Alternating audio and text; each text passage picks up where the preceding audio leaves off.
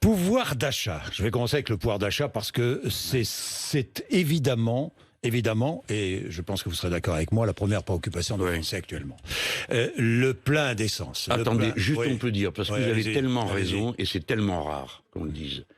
Il faut bien comprendre, les gens, il y a des gens qui s'enfoncent dans la misère aujourd'hui et ne savent comment réagir.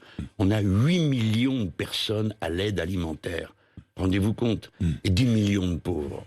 Donc il est temps quand même que les catégories supérieures arrivent à se rendre compte que dans quel état vit le pays. Même si la France est riche, même si la France... Plus riche que jamais. Plus riche que jamais. La plus grosse épargne au monde, derrière le Japon, Jean-Luc Mélenchon.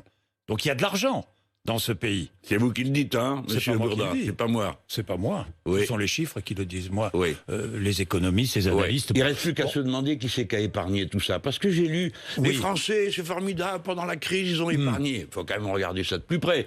Ceux qui ont beaucoup épargné. Et tous les autres, ils ont dépensé tout ce qui restait dans les fonds de tiroir. Il faut quand même rappeler ça. Hein. Ceux qui ont profité de la crise, ils ont des noms et des adresses, des comptes en banque et des impôts à payer.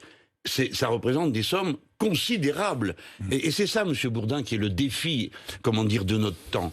Le capitalisme est pas capable de se corriger. Quand ça va mal pour tout le monde, lui, il continue à aller bien.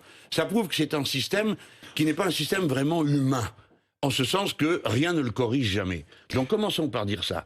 Si nous sommes la deuxième épargne du monde, c'est parce que nous sommes le premier pays d'Europe pour les milliardaires et pour les dividendes qui sont distribués aux très puissants.